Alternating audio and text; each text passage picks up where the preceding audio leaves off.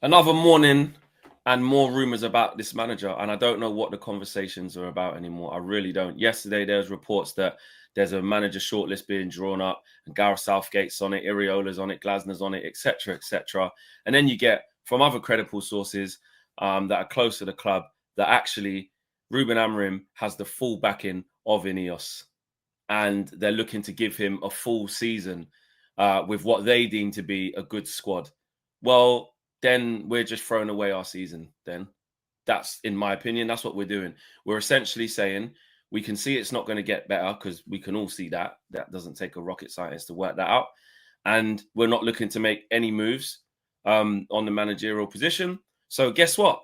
We all go back to the XG, we all go back to the final third entries, and we all go back to maybe we can do back-to-back wins and prove that this is the right thing to do and see the rest of the season out. That's probably what the best thing to do is. Absolute joke, mate. Absolute joke. I have no idea why we keep coming on here on social media, even every day, having the same conversations, expecting something to just click in. It ain't gonna happen. But anyway, that's my opinion. Let me know what yours is. Drop your opinions in the boxes down below. What are Man United waiting for? Or is this the right thing? Are fans too impatient? Are fans wanting it all too early? Does Ruben Amorim need more time? And do you agree with the decision that INEOS have made to basically keep backing Ruben Amorim? I can't see why. I can't see why. Smash a like on the video, people. Subscribe to the channel if you are new. I would say happy Monday, but it's not a happy Monday. It's a usual Monday off the back of not winning a football match, off the back of not winning 2 games in a row, which has also been blown up like it's some big, massive trophy, some big, massive achievement. By the way, me and Owen were talking about this before we went on air and was like, actually, why the hell do we keep going on about, because when's going to be our best chance to get back-to-back wins and back-to-back? It's a load of rubbish. But hey-ho, Man United, we go again, eh? Oh, yeah. We've got backing. We've got backing. There's been spin. There's been briefings galore. Simon Stone says, despite the loss against Brentford, Ruben Amorim still retains the support of Manchester United bosses. And Sir Jim Ratcliffe feels it's only fair to judge the Portuguese on a full season. Why? A full season of this. What does that mean? He's nearly, once we get to like November, he would have been there for a full year. You know what I mean? Exactly, man. But we continue. Chris Wheeler saying the same thing. Manchester United still backing Ruben Amorim, and Sir Jim Ratcliffe is refusing to panic. Sir Jim believes Amorim deserves time to work with his players. United sources said on Sunday that the club are not lining up any replacements. However, there could be a bit of a financial incentive here. Alex Crook and Ben Jacobs writing that and they did stress, it would be reluctant if they did get rid of Ruben Amorim. But if Manchester United decided to sack Ruben Amorim, they're likely to wait until after Saturday, November 1st. Why? Because then he would have been in the job for more than 1 full year. Therefore, it would reduce the level of compensation. There's been that number of £12 million that's gone around.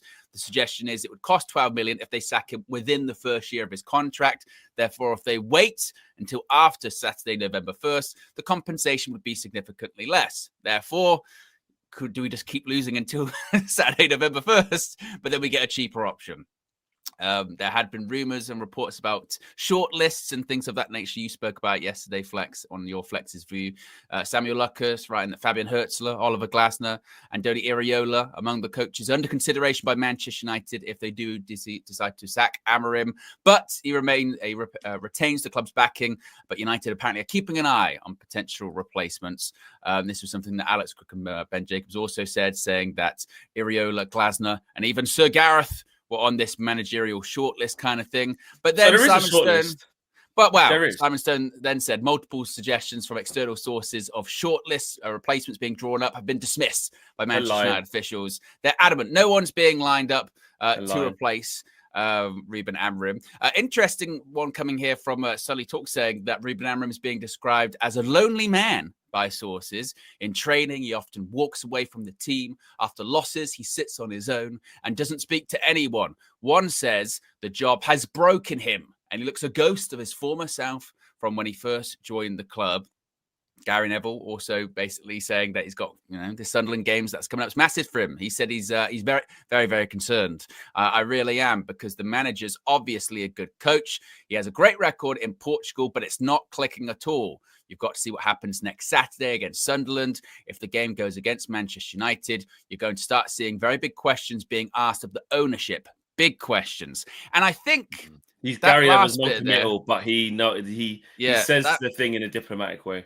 That last bit, that's the key thing now. I think a lot of people are looking at. Obviously, I spoke to some of the members after the game on Saturday, and to be fair, I think a lot of people were sort of going, my attention now is turning to INEOS because, right, Ruben Amorim, as much as he threatens it, he's not going to walk away. You know, he's not going to do that. He's not going to leave money on the table.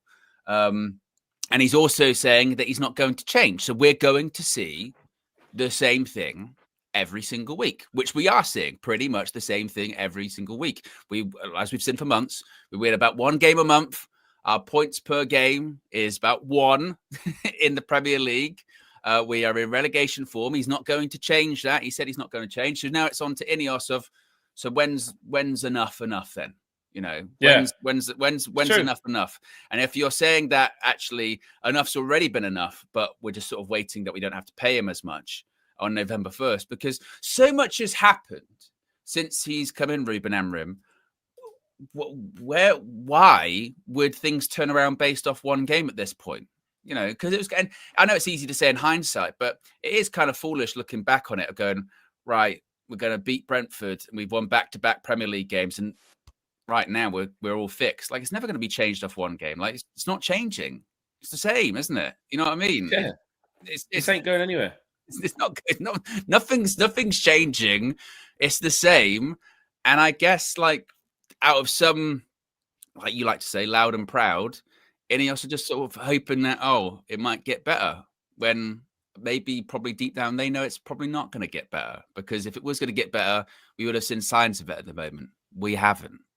So what? Now we're just waiting till it gets really even worse. How can it get even worse? That's all they're showing us. That's all they're showing us as fans, is that we'll wait till it's catastrophically bad.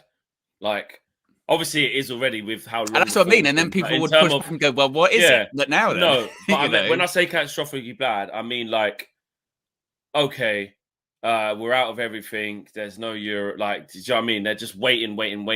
But we already know where it's going. We can already see that there's been no improvement. You're just waiting for no reason, or you're waiting where you're publicly saying this stuff, but behind the scenes you are looking at, because, you know, Samuel Luckhurst is the one from the opposite side, and Alex Crook and Ben Jacobs, they're on one side saying there is a shortlist. This is who's on it, and, you know, if they do look at him, or he does maintain the backing, but they're also keeping tabs on these. That seems more like what it is. Listen, Simon Stone and Steve Ralston and other guys, Chris Wheeler, they're also close to the club as well. So this is quite confusing, because there's clearly a line from the club that, no, we're not looking at other people, you know, retains the backing of the manager, rubbish. But as incompetent as I think INEOS could be in this situation, I'd be stunned if they weren't lining up like potential. Surely they must be. Surely, when you're this bad, you must know you're one. Because what happens if we lose to Sunderland then? Because that he has to go. Like, there's no more conversations, bro. Like, there's nothing more. This is on them now.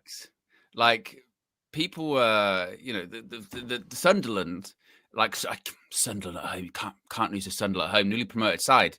No, Sunderland are 5th in the Premier League. They've started very well. Like, started better than us.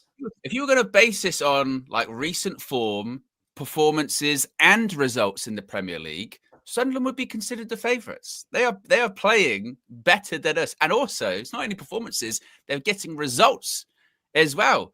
We're doing neither. This is the other part of it. The whole thing of, like, performances, but we haven't been getting a bit of luck. Our performances have been good. They actually haven't, you know. Again, they really haven't.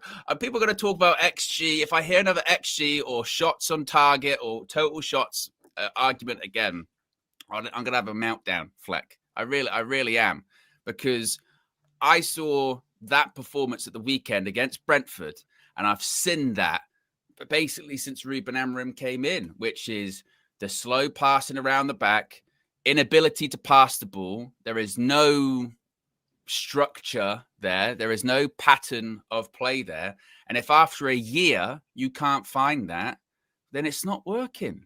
The results aren't changing. The performances, as much as people can point to these individual stats that try and support arguments, I know with my eyes, watching us every single week, the performances aren't changing, the results aren't changing, and it is at the point where I do almost feel bad for Ruben Amorim at different points. I believe that report. He does look like a broken man. He does look like a shell of himself. Since when he first came in, we'd like to talk about aura. All that aura is now gone, isn't it?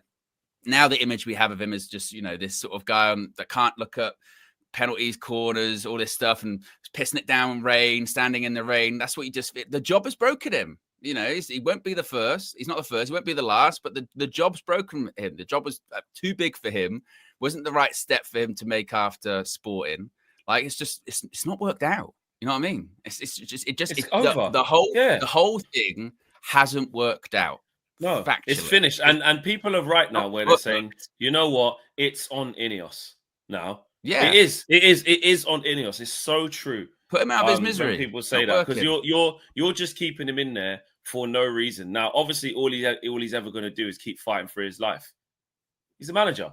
He ain't going to give up. He says, I'm not worried about my job. He even told us, I'm not worried about my job because I can't control that. So as long as I'm in this post, I'm going to keep trying, whatever that means. And obviously, he's not trying enough because he's not changing anything. That's a different question. It's almost null and void, like discussing that anymore. Like you see the whole. But why doesn't he change this? But why doesn't he do this? Oh, yeah, but this. Or why does he take off that centre back? Or why does he always put other centre backs on? I watched Match of the Day the other day. Don't know why, but I did. And Michael Richards was making some good points about the shifting. I don't know if you saw it. Like they basically put the formation on there, which obviously stayed the same, and then looked at the subs and was like, the players already aren't comfortable in the system. But the way he just kept moving players. So I think like you had like Mason Mount come on. I can't remember off the top of my head, and I was there, but it was so annoying and confusing. But I can't remember player for player. You lot will probably remember better than me. But cut a long story short, you had, Lenny Yoro coming on kind of cold. Then that meant Mbeumo went to right wing back for a little bit. Then Mason Mount came on. Then he went to left 10. And then there was just all of this. Then Dallo went to one other side and he went right centre back. And then someone else dropped it. And it was like, who's this benefit? Like, what? How is any of these players who already ain't confident in this supposed to get any rhythm from this? What are you doing? What are you doing? Ridwan says it here. Sunderland now have 11 points. Manchester United have had 12 points since the start of April 2025. Sunderland started playing in the Premier League in August. Trust the process, though. And this is the other part of it, isn't it? It's like, as we've mentioned many a time before, if there was legitimately something to hold on to, something you could point to, that you could go, but that's like real improvement, or that's tangible. They've done this. I used to get it with the Erik ten Hag stuff. I did. I used to understand it with the Erik ten Hag stuff because people would point to trophies. People would point to legitimate, tangible results, and you go, look, you can't argue against that. They go, see that you got results there, and he did finish third in the Premier League. Like, you go, all right, okay, fair enough. Like, I get that one. I don't agree with it, but I get it. There's nothing there. There's nothing there. I mean, we had the opportunity to do the scumbag. Like, look, there's a trophy though. We did get did win that Europa League. Win that. There's nothing. There's nothing there. There's no results to speak of to hang on to. There's no points per game. There's no trophies. And there has been now a summer transfer window where you were backed. There has been a pre-season. You've got one game a week. That was the other part of it. Every single excuse that's been put out there for the last year now nearly has been completely obliterated because they weren't logical in the first place. Of the whole, he needs a transfer window. All right, done. Well, he needs a pre-season. All right, done. Well, he's not having enough time to train them. Now you're training them all week. That one's done. And that's all they were, is excuses, because the currency of football is results. And I think because we've gone through so many managers and we're so desperate for it to work every single time that we ignore, ironically enough, red flags, don't we? We ignore them.